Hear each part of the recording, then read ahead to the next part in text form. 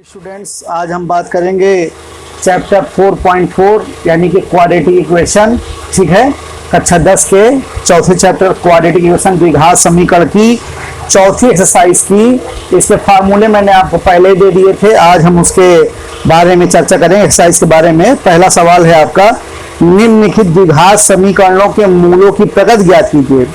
यदि मूल वास्तविक है तो उन्हें, यदि मूल अस्तित्व में हो तो ज्ञात भी कीजिए। ठीक है, मूल वास्तविक है कि नहीं पहले ये निकालना है। तो मूल वास्तविक है या नहीं है, इस चीज को ज्ञात करने के लिए आप द्विघात समीकरण का जो विविधकर था, डिस्क्रिमिनेंट था बी स्क्वायर माइनस 4ac, उसका प्रयोग करते थे और प्रयोग करने के बाद आप सवाल को हल कर रहे थे। मान लीजिए पहला सवाल लगा रहे हैं, आप फर्स्ट पार्ट कर रहे हैं।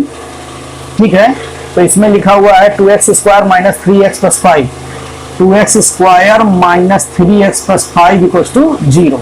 तो सबसे पहले आप इसकी ax square plus bx plus c बराबर 0 से तुलना कर लीजिए। जब आपने तुलना करी इसकी, तो यहां से देखिए a बराबर क्या आ जाएगा, 2x स्क्वायर गुणांक यहाँ पर 2 है, b का गुणांक माइनस का 3 है और c का गुणांक आपका 5 है। अब आप d निकाल लीजिए, d बराबर b स्क्वायर माइनस 4ac।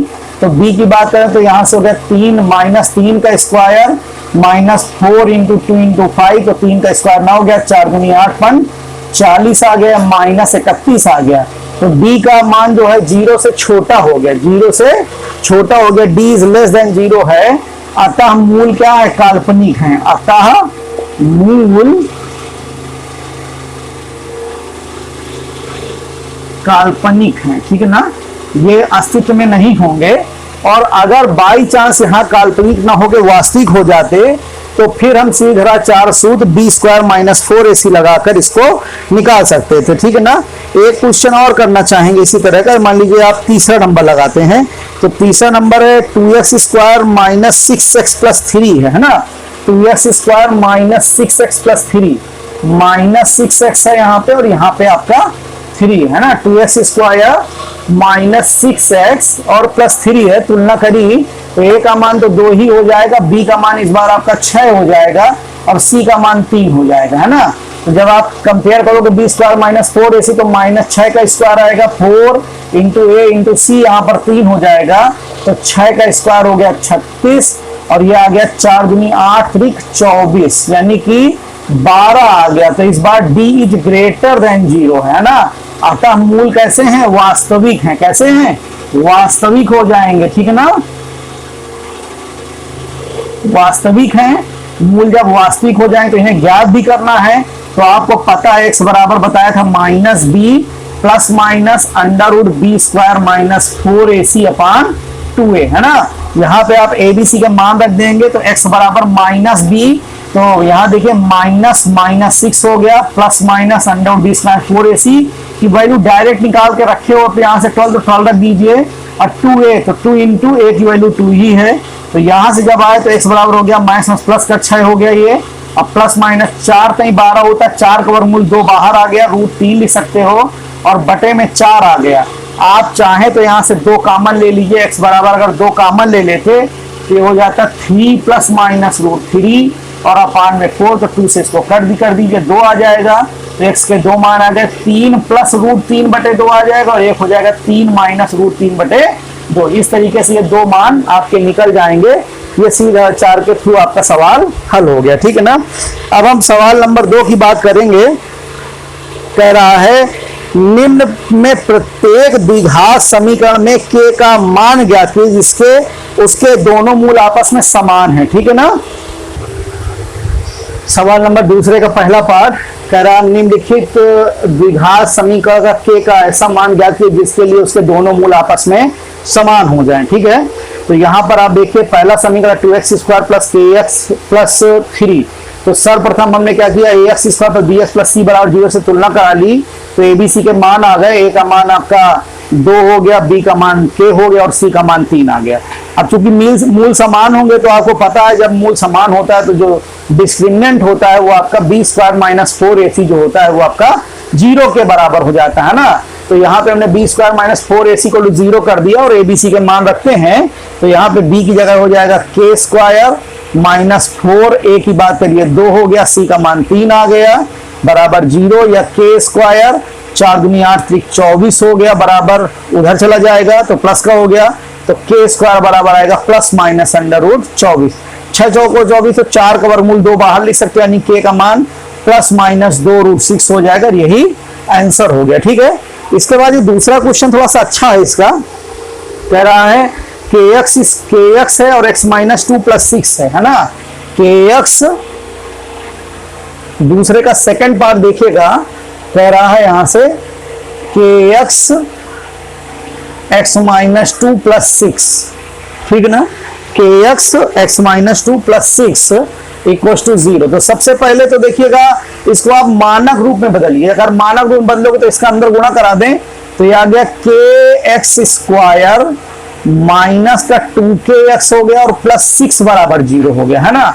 जब इतना आ गया तो ये एक्स स्क्वायर पर bx + c से तुलना कराओगे तो a का मान k हो जाएगा और b का मान आपका माइनस का 2k होगा और c का मान 6 हो जाएगा। ठीक है, फिर वही मूल समान है, तो b² - 4ac = 0 आप लगा देंगे और लगाने के बाद यहां से मान रखें तो आ गया 4k², b² करेंगे तो 2 का स्क्वायर 4 और k का k² -4ac, तो a की वैल्यू k हो गई, c की वैल्यू 6 हो गई।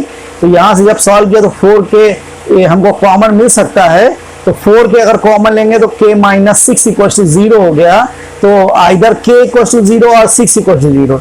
तो एक तो यही हो जाएगा है ना कि यदि k = 0 और फिर से आ जाए if k -6 = 0 तो k = 6 हो जाएगा। तो यहाँ से k के 2 मान आ गए, 0 और 6 आ गया। इस तरीके से सवाल हो गया, है ना। ये एग्जाम के लिए बहुत इंपॉर्टेंट क्वेश्चन है। ऐसे क्वेश्चन आपको बहुत बार देखने को मिलते हैं, काफी इंपॉर्टेंट क्वेश्चन है, तो कायदे से देखिएगा इसको। इसके बाद पढ़ते हैं सवाल नंबर 3। क्या एक ऐसी बगिया बनाना संभव है जिसकी लंबाई चौड़ाई की 2 गुनी हो और उसका क्षेत्रफल 800 हो। देखो संभव है ये पूछ रहा है, तो संभव है या नहीं है इसको निकालने का तरीका ये होगा कि पहले हम समीकरण बनाएंगे और बनाने के बाद हम इसकी डिस्क्रिमिनेंट निकालेंगे, d = b² - 4ac, और अगर बाई चांस d > 0 आया तब तो संभव होगा, और अगर बाई चांस नहीं आया तो फिर संभव नहीं होगा। तो कह रहा क्या ऐसी बगिया बनाना संभव है जिसकी लंबाई चौड़ाई से 2 गुनी हो और क्षेत्रफल 800 मीटर² है। लंबाई 2 गुनी है तो मान लिया, माना चौड़ाई x है, लंबाई हो जाएगी 2x, ठीक है। क्षेत्रफल दिया है 800 मीटर², यानी x × 2x बराबर 800, तो यहाँ से x² बराबर आ गया 400। अब इसको इधर ले आइए, ए बी सी के मान निकालिए, तुलना करिए, तुलना करने के बाद हल कर सकते हैं। देखिए करने को डायरेक्ट कर सकते हैं, बहुत लोग कर भी देते हैं, लेकिन सबसे बड़ी बात क्या होगी कि यहाँ पर हमको ये चीज देखना होगा कि संभव है कि नहीं है। ये बताने के लिए हमको सर्वप्रथम आगे सॉल्व करना होगा, ठीक है ना। तो हमने यहाँ पे मान लिया, माना लंबाई बराबर x, लंबाई आपकी 2x हो गई, चौड़ाई आपकी हमने मान लिया, माना चौड़ाई बराबर x मीटर, तो लंबाई आपकी 2x मीटर हो गई। अब चूंकि क्षेत्रफल 800 है तो इसलिए l × b बराबर 800 हो जाएगा। अब l की जगह लिख दिया हमने 2x और b की जगह लिख दिया x बराबर 800, या 2x² बराबर आ जाएगा 800, 2 से इसको काट सकते हो तो ये 400 हो जाएगा। तो x² - 400 बराबर 0। पहले ये बताना संभव है कि नहीं है, तो हम यहाँ पे तुलना कराएंगे, है ना। यहाँ पे हमने क्या किया, ax² + bx + c बराबर 0 से तुलना कर ली।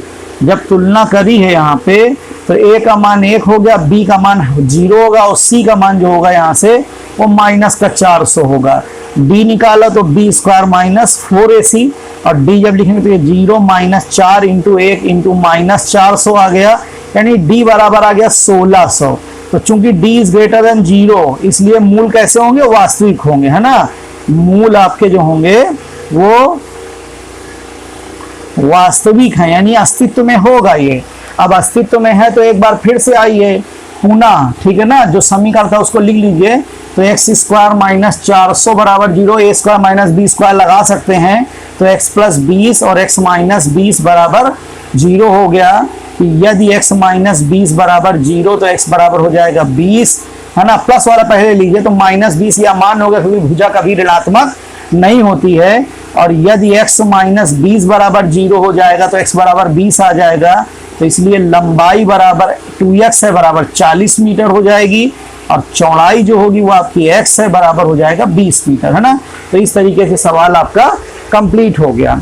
अब इसके बाद सवाल नंबर 4 की बात कर लेते हैं।